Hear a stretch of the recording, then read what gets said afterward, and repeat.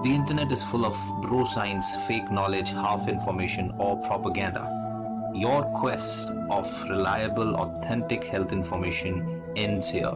So subscribe this channel and hit the bell icon, and you never have to go anywhere else ever again.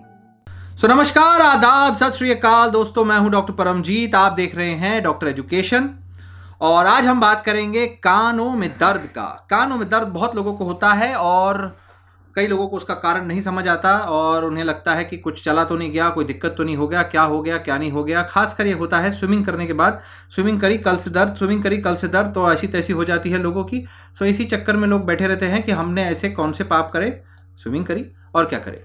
So let's start the discussion on earache. So earache क्या है?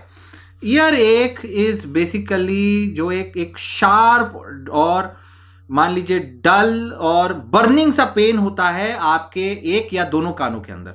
अब इसमें जो important चीज देखने वाली है कि ये ईयर पेन जो है ये 3-4 मेन कारण होते हैं और इसके रिलेटेड कंडीशंस भी हैं। रिलेटेड कंडीशंस भी बताएंगे, कारण भी बताएंगे। ये ईयर पेन कुछ वक्त के लिए हो सकता है, शॉर्ट टाइम हो सकता है, लॉन्ग टाइम ऑनगोइंग हो सकता है। इसके साथ ईयर का इन्फेक्शन हो सकता है जिसको हम बोलते हैं ओटाइटिस मीडिया, बीच वाले ईयर का इन्फेक्शन हो सकता है। स्विमर्स ईयर नाम का एक और बीमारी होती है और मेलिग्नेंट ओटाइटिस एक्सटर्ना, मतलब यहां पे बाहर के ईयर का इन्फेक्शन खतरनाक वाला भी हो सकता है। समझने वाली बात है, ईयर पेन खासकर अगर होता है तो उसके साथ के सिम्टम्स का इंपॉर्टेंस बढ़ जाता है कि क्या आपको बुखार है, क्या आपको कोई फजीनेस है कि आवाज़ें आ रही है अजीब सी, क्या आपका मान लीजिए इरिटेबिलिटी बढ़ गई है, या अगर बच्चा है तो क्या ये ज़्यादा रो रहा है। ऐसे चीज़ों के बारे में बातचीत हो सकती है क्योंकि बच्चे में बहुत कॉमन है ये ईयर पेन, कान में दर्द बच्चे ज़्यादातर बोलते हैं। तो बच्चों के केस में ज़्यादा इंपॉर्टेंट है।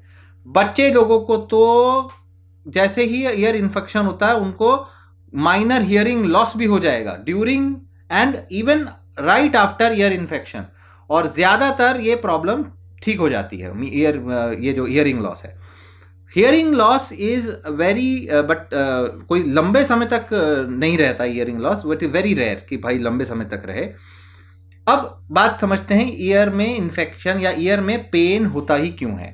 इसके लिए थोड़ा सा एक एनाटॉमी यानी इसके स्ट्रक्चर को समझना पड़ेगा। There is something called as eustachian tube. एक ट्यूब है जो आपके बीच वाले ईयर के हिस्से से आपके बैक ऑफ द थ्रोट, गले में खुलती है। ऐसे करते ना, ऐसे यहां से एक ईयर ये नोज से पीछे थ्रोट के पीछे खुलती है ईस्टेशियन ट्यूब। ऐसे ऐसे करते हो जब, या जब इसमें जाते हो, क्या नाम है, एरोप्लेन में जाते हो, एक हाइट पे जाते हो तो वो होता है ना ईस्टेशियन ट्यूब बन चालू होती है। वो चीज, वो इंपॉर्टेंट चीज है, वो ईस्टेशियन ट्यूब होती है। ईस्टेशियन ट्यूब जो है वो क्यों बनी है? वो इसलिए बनी है कि बाप के मिडल ईयर से अगर कोई लिक्विड है, कोई फ्लूइड है, कोई म्यूकस है, वो वहां से ड्रेन होके गले में आ जाए। सो ईस्टेशियन ट्यूब बनी है। अगर ये ईस्टेशियन ट्यूब ब्लॉक हो जाती है तो आपके मिडल ईयर में पानी जमा हो जाएगा और ये प्रेशर क्रिएट करेगा, और इस प्रेशर जो क्रिएट करेगा इसकी वजह से पेन हो सकता है।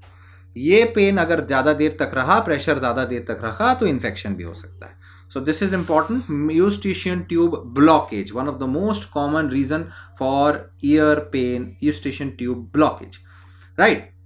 Adults में eustachian tube जो है, ear pain जो है, ये इन्फेक्शन से होना के कारण कम होता है। इन्फेक्शन के कारण कम होता है एडल्ट में, बच्चों में इन्फेक्शन ज्यादा होता है। अगर आपको एडल्ट एज में ईयर पेन हो रहा है या ईयर के आसपास पेन हो रहा है तो वो हो सकता है यहां जो पेन हो, इसको टीएम जॉइंट बोलते हैं,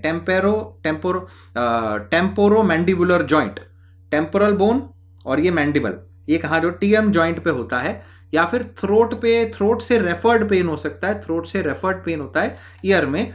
और कई सारे पेन के कारण हो सकते हैं ईयर के, यहां तक कि एक जॉ वाली हड्डी है, अगर जॉ के यहाँ के जॉइंट का आर्थराइटिस हो जाए वहां पे तो वो ईयर पेन कर सकता है। ईयर इन्फेक्शन तो है ही एक कारण। ईयर में इंजरी हो जाए, प्रेशर चेंज, चपाड़ मार दिया किसी ने यहाँ पे चंप से, चंब दिया तो भी हो सकता है। और कोई चीज़ डाल दी बच्चे ने, कुछ ईयर में फंस गया, उसकी वजह से हो सकता है। ईयर ड्रम फाड़ दिया, फट गया, उसकी वजह से हो सकता है। साइनसेस होते हैं जो यहाँ साइनसेस के इन्फेक्शन की वजह से भी ईस्टेशन ट्यूब ब्लॉक हो जाती है, फिर वही होगा, है कि नहीं। सोर थ्रोट, गला खराब हो तो भी आपके साइनसेस भर सकते हैं, वो भी एक कारण है। और टूथ के वजह से, दांत में इन्फेक्शन की वजह से भी कानों में दर्द हो सकता है भैया। सो ये सारी चीज़ें याद रखिए। और इसके अलावा मान लीजिए अगर किसी ने कॉटन स्वैब है वो डाला, उसके वजह से ईयर कनाल में इन्फेक्शन, इरिटेशन, उसके वजह से भी हो सकता है। और अगर कान में शैम्पू या साबुन रह जाए आपका तो भी हो सकता है। तो ये सारी चीज़ों से ईयर पेन हो सकता है। तो सबसे बड़ा सवाल भैया, करोगे क्या ईयर पेन हो गया तो आप क्या करोगे, डॉक्टर के पास कब जाओगे, घर पे क्या करोगे, इसकी बात समझते हैं। सबसे पहले घर पे होम केयर क्या करोगे, क्या करना है क्या नहीं करना है। क्या कान में उंगली डाले, कान में सुई वो डाले, तेल डाले, क्या कान में पानी डाले, क्या कान में वो ईयरबड डाले, क्या डाले क्या ना करें, तो समझ लेते हैं पहले। सबसे पहले अगर आपको कानों में दर्द हो रहा है तो एक ठंडा पैक यानी कि कोल्ड पैक ले लीजिए, या फिर एक ठंडा क्लॉथ को ठंडे पानी में डुबो लीजिए, जैसे आप इधर पट्टी करते हैं, उसको ईयर के आउटर साइड पे रखिए। और कितने टाइम के लिए, धीरे धीरे रखिए उसको, ज़्यादा देर नहीं करना है इसको, रखिए थोड़ी देर रखिए, हटाइए थोड़ी देर, हटाइए, इसको रखिए आप ऐसा 10-15-20 मिनट करिए, इससे पेन रिड्यूस हो जाएगा। ठंडा यानी ईयर की ठंडी पट्टी। सेकेंड आप कर सकते हैं च्यूइंग। जब आप च्यू करते हैं तो च्यूइंग से ईस्टेशन ट्यूब खुलती है, तो उससे क्या होगा, ईयर के अंदर का प्रेशर कम हो जाएगा। च्यूइंग गम बहुत लोग करते हैं कि खा लें, लेकिन गम क्या होता है, यंग बच्चों को नहीं देना है, वो गलती से उसको चोक कर लेते हैं, तो बहुत यंग बच्चे ना दें, च्यूइंग गम वरना चल सकती है इसमें। Resting is also very important, कि आप आराम करें आप, और वो भी एक पोजीशन में। पोजीशन कौन सी, अपराइट पोजीशन, यानी कि थोड़ा सा अपना बेड ऊपर करके, या फिर जो आपका सोफा है सोफे पे आप रेस्ट करें, ना कि सीधा लेटे। उससे क्या हो, प्रेशर कम होता है, ग्रेविटी का हेल्प करते हैं। उसके अलावा आप घर पे कुछ दवाइयाँ, ओवर द काउंटर मेडिकेशन ले सकते हैं।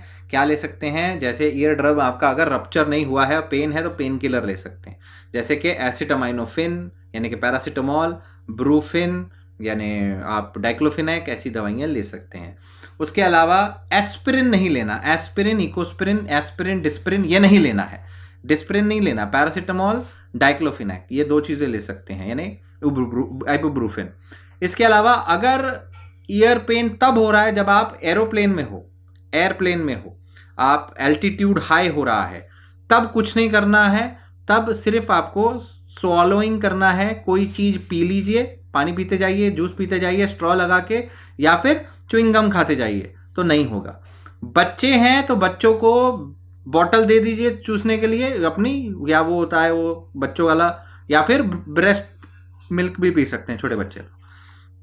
इसके अलावा ईयर एक ना हो उसके लिए क्या करें, हो गया तो ये करें, नहीं हो उसके लिए स्मोकिंग बंद कर दे। सेकेंड हैंड स्मोकिंग दोनों से ईयर इन्फेक्शन बच्चों में बहुत कॉमन है।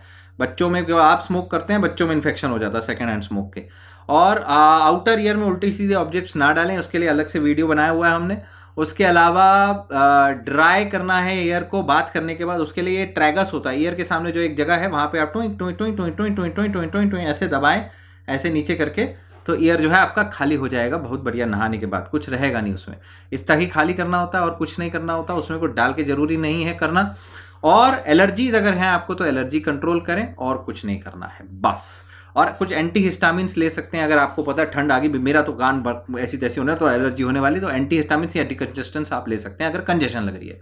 बस इतना ही करना है। तो डॉक्टर के पास कब जाना है, डॉक्टर के पास तब जाना है अगर आपको बुखार हो गया है, बहुत ही दर्द हो रहा है, नहीं ठीक हो रहा, और अगर लग रहा है कि कुछ इन्फेक्शन हो ही चुका है, कान के अंदर पस आ रही है, कुछ आ रहा है कान से, तो आप डॉक्टर के पास जाएं। बच्चे को या बड़ों को, किसी को भी अगर चक्कर आ रहा है, सर में दर्द है, या फेशियल मसल वीक हो रही है, स्वेलिंग आ रही है वहाँ पे, तो बिल्कुल डॉक्टर के पास तुरंत दौड़ के जाएं।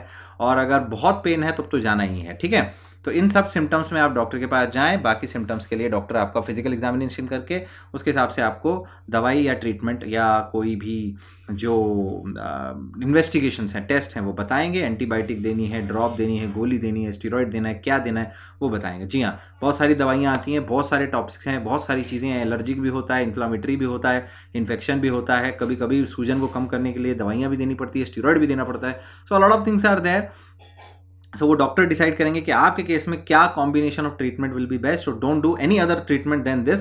सो दवाइयों के नाम पे आप घर पे क्या खा सकते हैं? एंटीकोलिनर्जिक यानी सर्दी की दवा, डीकंजेस्टेंट और पेन किलर। पेन किलर में डिस्प्रिन डिस्प्रिन नहीं खाना, बस इतना। बच्चों के केस में पीडियाट्रिशियन से बात करें, अपने तरफ से उल्टा सीधा चीज़ें ना खाएं। कान में तेल, तूल, पूल, चाल कुछ नहीं डालना कान में, कतई। सिर्फ और सिर्फ आपने कान को पानी थोड़ा बहुत कान नहाते समय चला गया, कोई दिक्कत नहीं है। साबुन फूबुन नहीं डालना उसमें, बाकी ऊपर से साबुन करे, ऐसे अंदर अंदर साबुन नहीं डालना। So those things are not suppose to go inside the ear. Earbud भी नहीं डालते हैं कायदे से, तो वो आप देख सकते हैं हमारा video. Thank you so much, stay connected, stay healthy.